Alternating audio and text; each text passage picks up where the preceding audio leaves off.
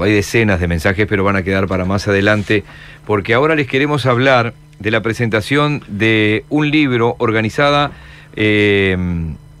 entre otros, por COFE, la Confederación de Organizaciones de Funcionarios del Estado. Es Uruguay y el continente en la cruz de los caminos, enfoques de la economía política, un trabajo que tiene, entre otros coordinadores, al economista Antonio Elías, que va a estar con nosotros en los próximos minutos. Antonio, un gusto que estés con nosotros. El gusto es mío, les agradezco mucho la invitación a poder expresarles un poco qué es lo que hemos intentado con este libro. Es un libro donde hay, por lo menos, estoy viendo acá, bueno, ¿cuántos son? ¿Más de 20? 18. 18, sí, grosso modo. En medio de la mayor crisis económica del capitalismo en los últimos tiempos y después de un periodo de 13 años en el cual Uruguay rompió el histórico dominio político de los partidos tradicionales, es imprescindible analizar las características de este periodo con foco en su economía política.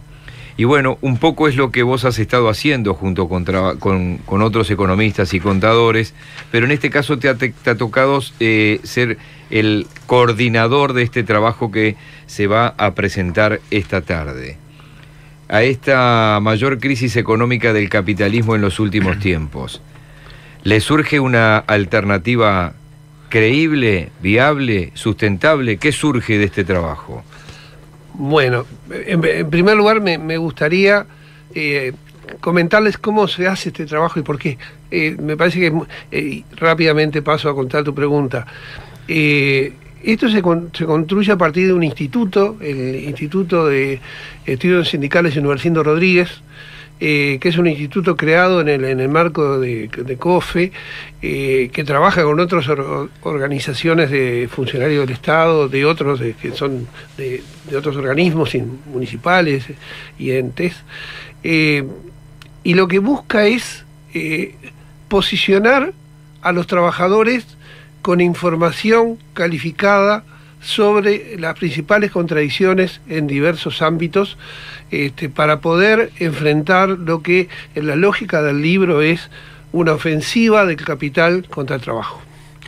Esa es entonces a la pregunta tuya. Ese es el disparador para que estos técnicos elaboren lo que están pensando. Ese es el disparador. O lo que están analizando y lo que pueden esperar eventualmente, o las alternativas que podría haber. Exacto, y la lógica es, además, es un libro escrito para trabajadores. ¿En qué quiero decir escrito para trabajadores? No es un libro de divulgación, es un libro escrito con claridad, con artículos relativamente cortos, que toca un conjunto muy grande de temas, buscando que alguien lo tenga como material de referencia. Un trabajador en cualquier ámbito dice, bueno, ley de riego, y acá hay un capítulo donde María Selva Ortiz habla de la ley de riego. Hablamos de UPM, hablamos de Aratirí, hay un artículo de Víctor Baqueta ubicando el problema. Artículos cortos, con la información necesaria, legible.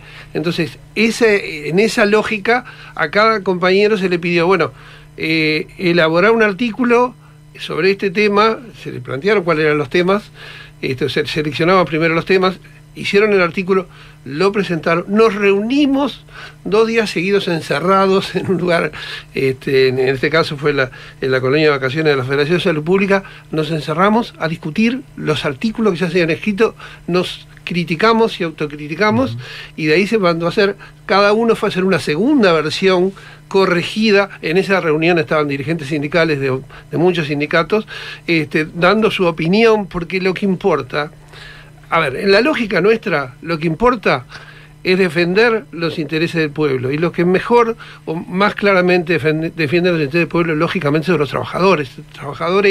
Somos todos trabajadores, y los trabajadores, y esa capacidad del trabajador de enfrentar a través de sus organizaciones a lo que es la ofensiva del capital, es un tema central. Entonces, ¿pero el capital es enemigo del trabajo siempre, en todos los casos, según la visión de ustedes?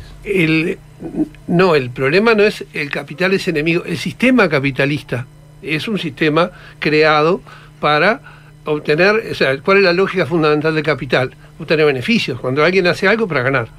Entonces puede haber situaciones donde haya sociedades digámoslo de alguna manera, en una etapa del gobierno del Frente Amplio, el gobierno del Frente Amplio, con una cantidad de recursos muy importantes, cosas que también se plantean en el libro, o sea, con precios de los commodities muy altos, hizo un proceso de conciliación de clases. Entonces, conciliación de clases significó aumento de salarios, mejoras laborales, a su vez, beneficios, creación de zona franca, más derechos a la zona franca, ley de promoción de inversiones, una cantidad de medidas favorables al capital, porque todas esas leyes generan subsidios muy fuertes al capital.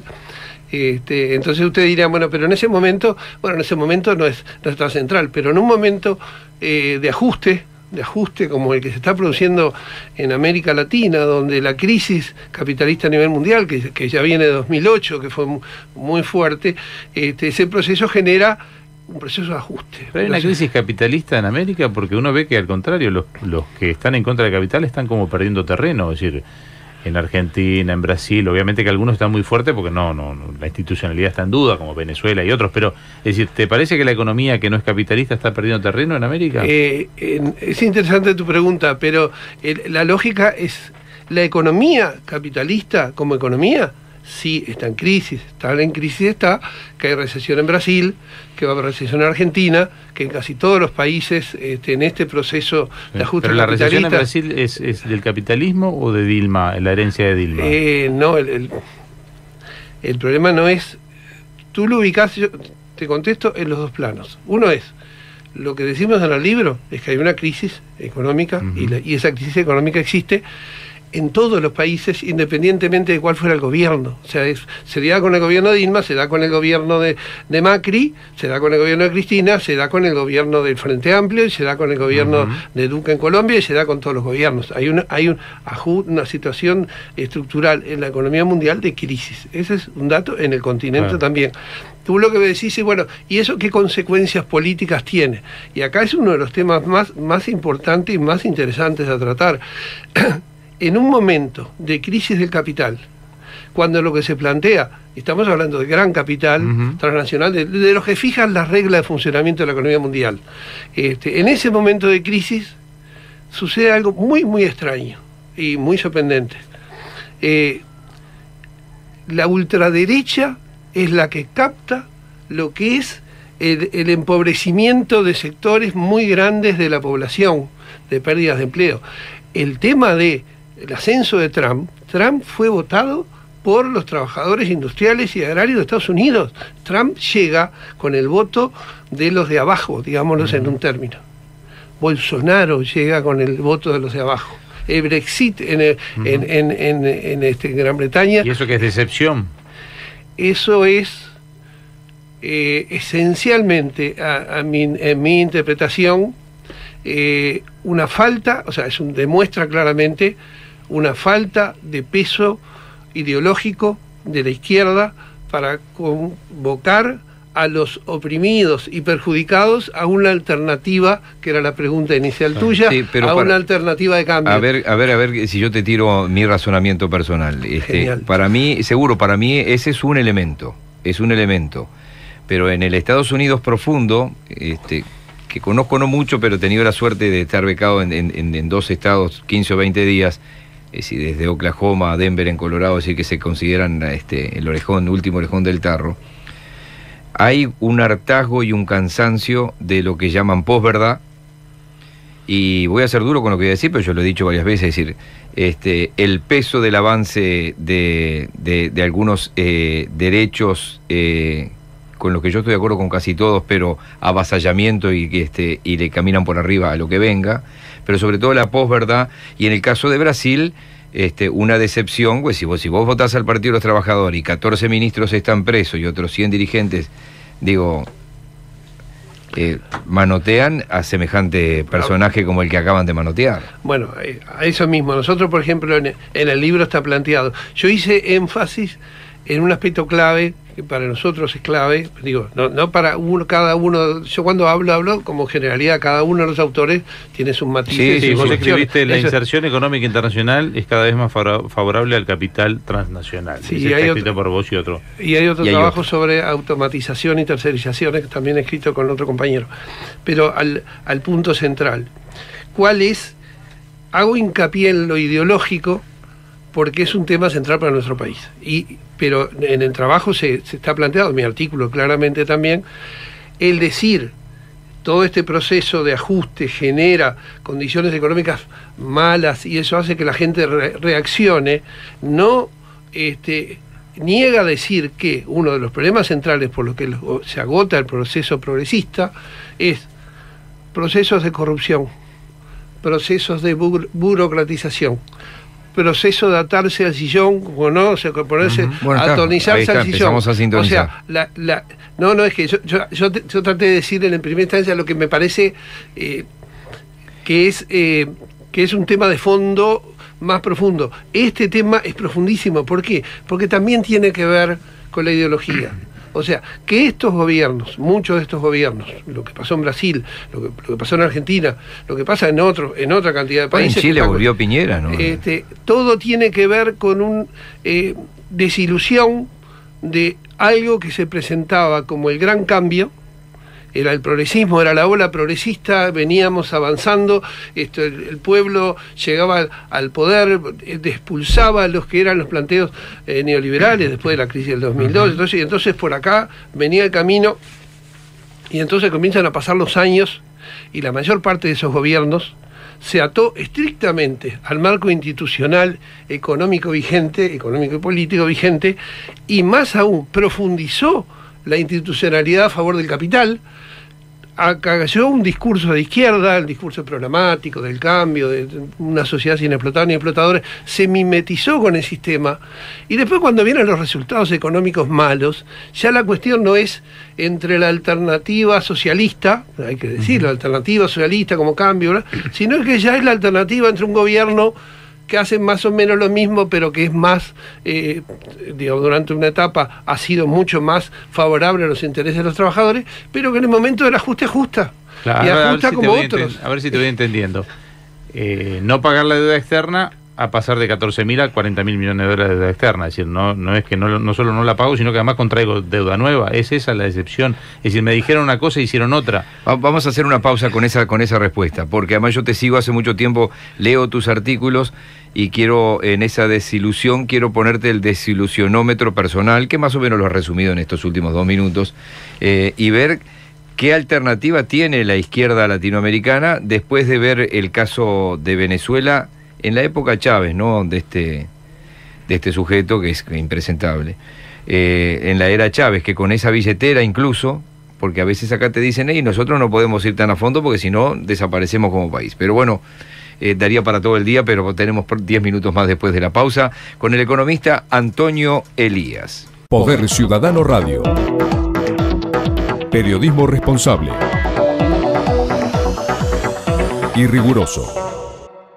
Estamos conversando con el economista Antonio Elías porque esta tarde se va a presentar el libro Uruguay y el continente en la cruz de los caminos, enfoques de economía política, como él bien marcaba, pero lo digo para los que se están integrando recién.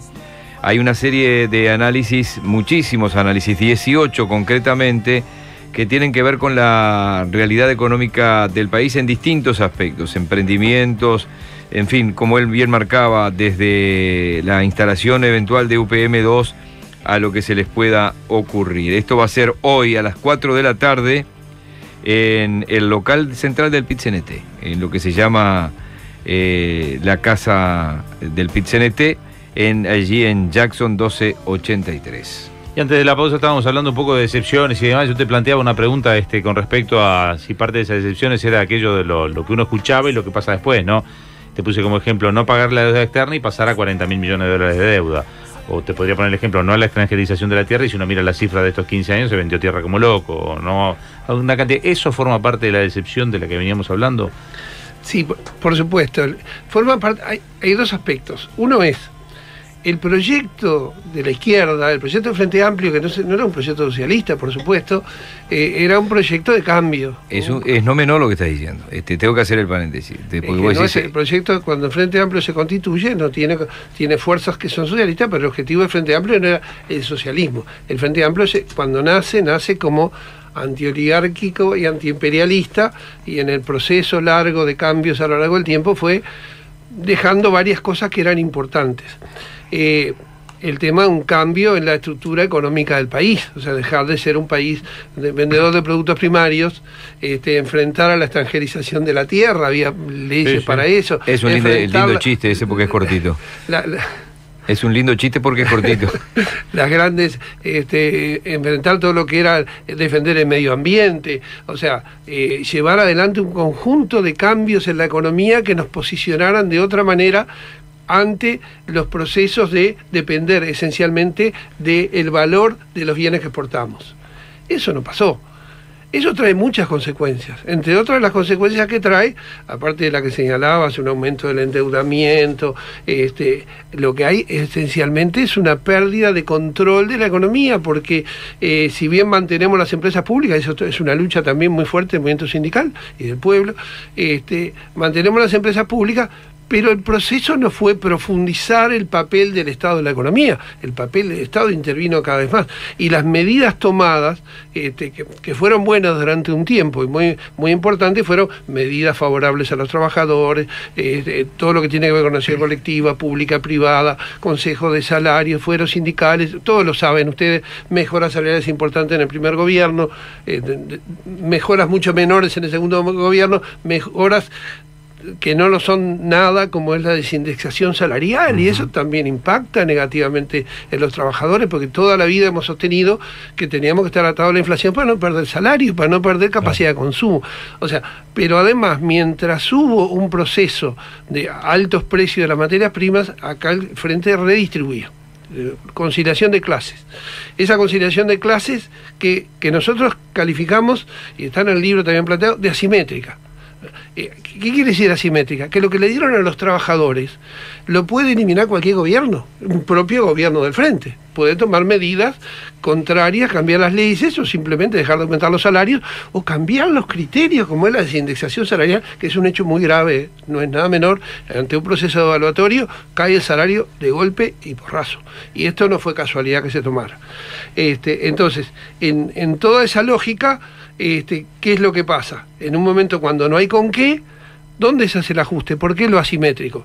¿Dónde se puede hacer el ajuste? ¿Con los trabajadores? ¿Con el capital? No, porque viene el siguiente discurso. Primero, no podemos tocar a los inversores extranjeros porque tenemos convenios internacionales que nos castigarían fuertemente. No podemos castigar con impuestos al capital porque no invierte más.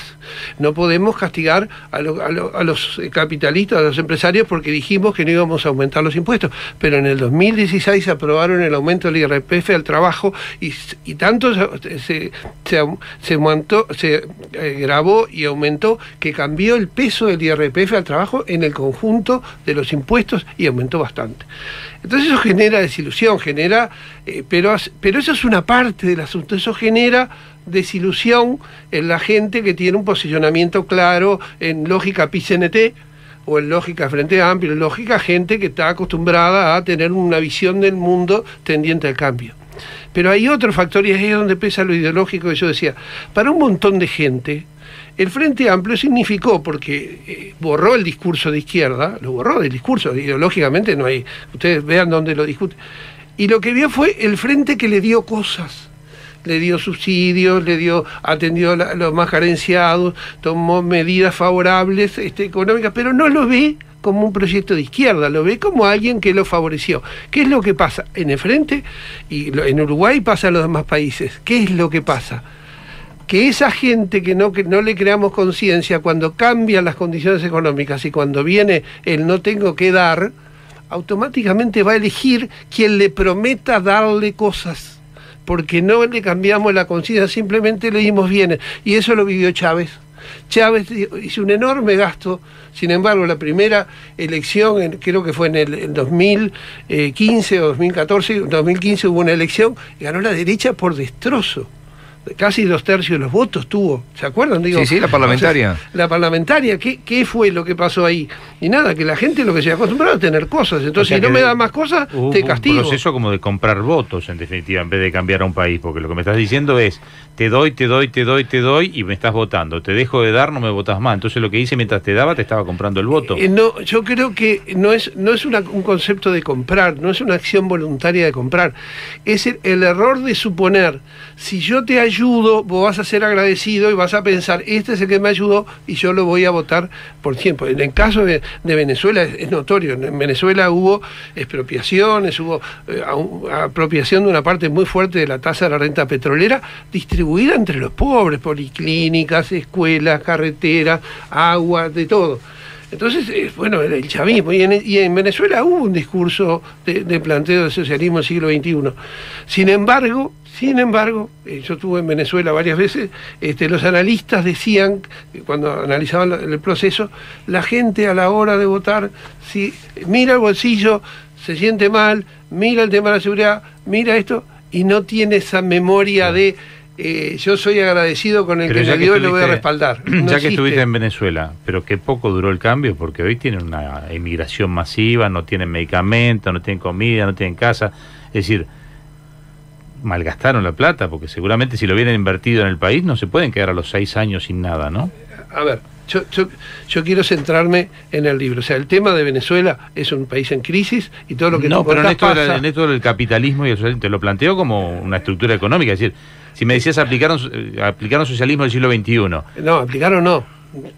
Ideológicamente sostuvieron, en realidad... Hablaron de nada más, pero no lo aplicaron. Plantearon el tema de que trataron de crear conciencia. Claro, pero si el ejemplo era el de Chávez, me lo ponías como ejemplo de que intentaron. Y estos son los resultados 5 años después. También intentaron en Bolivia, con todo lo que es el planteo boliviano, y Bolivia sigue funcionando. O sea, no es lineal, pero lo que sí digo, y lo que me importa plantear, y es lo importante para mí hoy, en este espacio, es esta lógica. Yo la quiero, el libro trata de la situación de América Latina, hay 3 artículos sobre el continente, planteando este proceso de crisis y esta ofensiva del capital. Ese es un punto del libro que no toca ningún país en particular, sí toca en particular Brasil, pero no toca en particular detalle. Después vamos a... ¿Y cuál es la otra opción entonces? Que funcione en el mundo. ¿Cuál es el ejemplo a tomar? Es que... Pues yo digo, pongo el capitalismo y digo, bueno, yo te nombro todos los países que son capitalistas y son un fracaso, me lo decís. Y yo te pregunto entonces, ¿cuál es la opción, la antítesis del capitalismo que funciona? Bueno, con absoluta claridad te digo, desde mi punto de vista, alguna forma de socialismo. Ningún sistema económico que se baste estrictamente en el lucro de los que tienen más y que tienen, como en el caso del capitalismo, una clara... doble cara, una cara de la moneda, que es la concentración de la riqueza a niveles gigantescos, a nivel universal. Es enorme. Y la pobreza y la exclusión en el otro sector, y donde cada una de las medidas tomadas por ese gran capital que tiene un predominio enorme y tiene respaldo de lo que son las grandes potencias, en este caso claramente Estados Unidos. Eso lo entiendo, y cuando veo la lista de Forbes me doy cuenta, pero entonces, ¿cuál es el ejemplo contrario? ¿En dónde aplica? Te lo digo de esta manera. Si vos tenés una enfermedad, lo primero que tenés que hacer es detectar la enfermedad, y ya eso es un gran avance. Ser consciente de que este sistema es un sistema perverso y que lleva a la larga a la exclusión. Entonces el otro sistema es teórico, entonces. El otro sistema no está aplicando en ninguna parte del mundo. Es que lo que estás diciendo es uno de los graves problemas que ha tenido la izquierda. Si yo estuviera contigo hablando en 1970 o en 1980 o en 1985, te diría, no, la Unión Soviética, los países socialistas, el socialismo real. Pero terminaron repartiendo las empresas con los amigos. Eso implosionó, por supuesto, eso implosionó. Pero eso no quiere decir que yo, como hombre, en mi caso particular, y casi todos los compañeros que estamos acá, en este libro, no pensemos en que hay que construir una sociedad sin explotados y explotadores. Eso está claro, no, pero no está tan claro, porque si no ¿dónde queda... aplica el ejemplo? Entonces, llevado a la práctica. En este momento el socialismo no se está llevando adelante, intentando en algún país, pero no es el tema de ningún país, y eso no quita la necesidad imperiosa de que los trabajadores tengamos como objetivo buscar una sociedad sin explotados, sin explotadores, construyendo la alternativa. ¿Y cómo se construye la alternativa? Porque vos me preguntás como si uno tuviera, te muestro una cosa o te muestro la otra. Yo te muestro, esto es lo que es y es malo. Yo quiero construir algo. Primer punto. ¿Cómo construyo algo? Bueno, primero tengo que tener un proyecto histórico, es decir, bueno, avanzo hacia qué, hacia una sociedad de otra forma, una sociedad donde la regla de funcionamiento sea la atención de la necesidad, sino el lucro. Segundo, tengo que tener un programa para esta sociedad donde estoy planteado. Entonces digo, bueno, yo a mediano plazo quiero hacer estos cambios, quiero la extranjerización, la primarización, quiero industrializar el país, quiero tener un mayor papel del Estado, quiero generar mejores ingresos para los trabajadores, quiero mejorar, atender la salud, la educación, impulsar un país de cambio. Y después tengo que ir a lo inmediato. Bueno, en lo inmediato, para tratar de llegar a esos caminos, tengo que, bueno, luchar contra la desindexación salarial, contra el cambio de las pasividades que hace que te jubiles con muchos más años y con una tasa de reemplazo menor. Tengo que luchar contra que se siga extranjerizando la economía.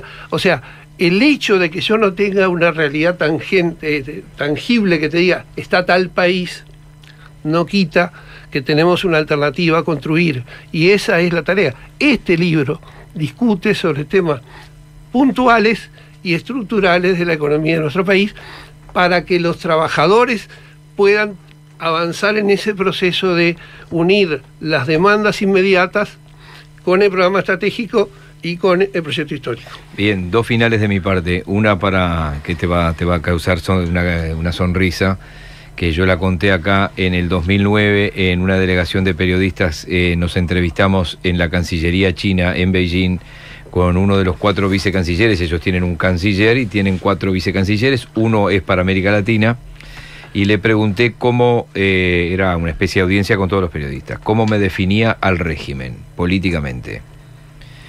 Era alguien que hablaba en español, pues yo lo tenía claro que hablaba en español, había sido embajador en Colombia, pero a nosotros no nos habló nunca en español, entendía todo lo que decíamos, y le explica al intérprete, y me traduce el intérprete con 3 palabras: socialismo de mercado.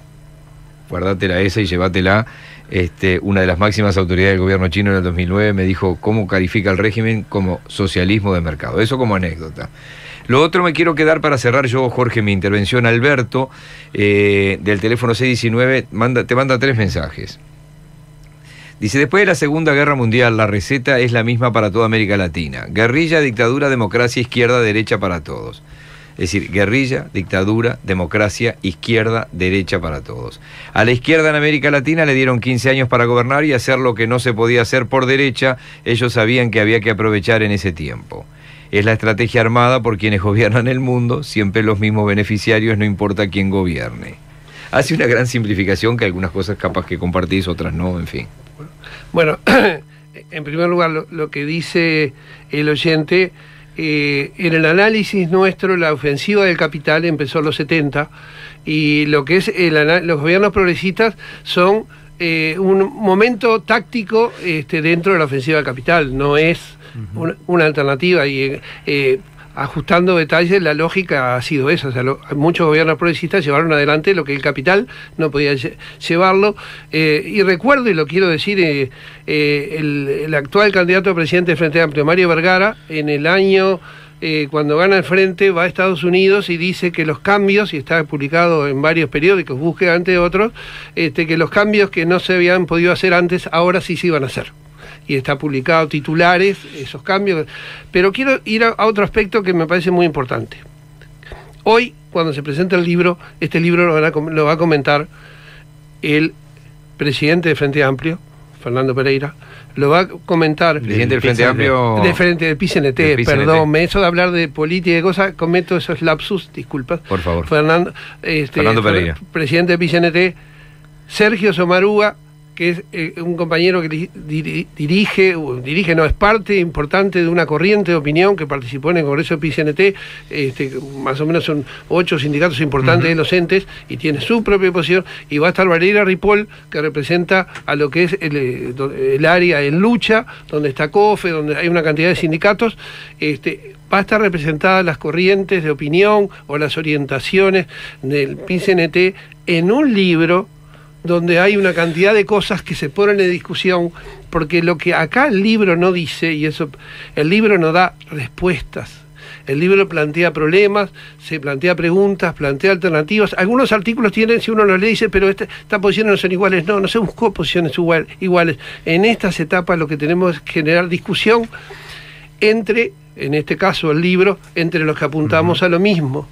Una sociedad mucho mejor, donde podamos atender la necesidad de todos de mucha mejor manera y en el largo plazo llegar a esa sociedad sin explotados ni explotadores, con lo cual los trabajadores soñamos, porque nos cansa mucho esto de a todos, de vivir permanentemente detrás de una situación en la cual no controlamos, no dominamos y pasamos muchísimas penurias unos y otros. La última mía, después de escucharte, se viene año electoral el año que viene y cada uno de los ciudadanos vota lo que vota, es decir, nadie le puede decir al otro lo que tiene que votar, pero con esta cosa que nos contaste de que lo que la izquierda hizo, no hizo, lo que perdió, no perdió, ¿cuál es el mensaje? ¿Se vota de vuelta al frente porque es lo mejor dentro de lo peor? ¿O el frente no alcanzó y ya no se lo vota? Es decir, ¿qué es esto? ¿Hay una nueva izquierda que hay que votar o qué?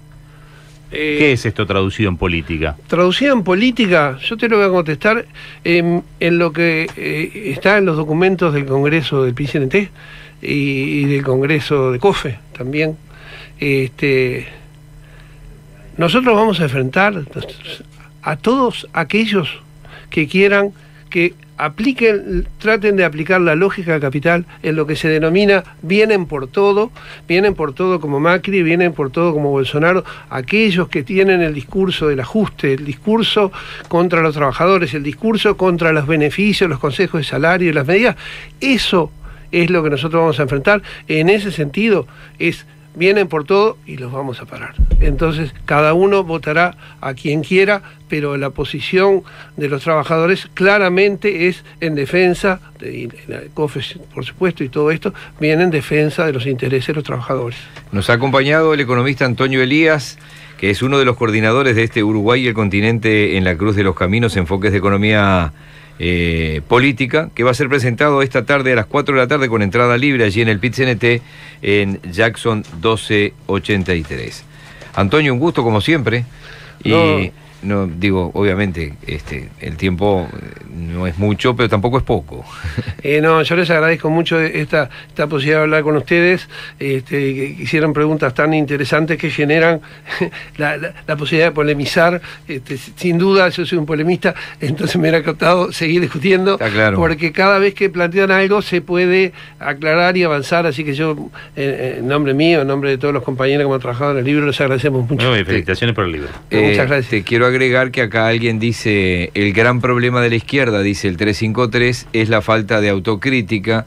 Se lo decíamos a Óscar Andrade, que estuvo sentado ahí ayer, y yo le hablaba justamente de que el peso y la carga que ha tenido el IRPF en la clase media y en los trabajadores, él no estaba de acuerdo en lo que yo estaba diciendo. Bueno, también él es un gran polemista, obviamente, formado en el Partido Comunista y en asambleas de HITISA en el Zunca, nada más ni nada menos, o sea que a pesar de que él es muy respetuoso y se le puede preguntar lo que sea, que no, ni se enoja ni rehúsa las preguntas, a veces no es tan fácil. Muchísimas gracias. Gracias. Se viene el pase, Jorge Galti. Se viene Diego. Poder Ciudadano Radio.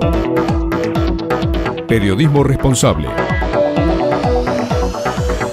y riguroso.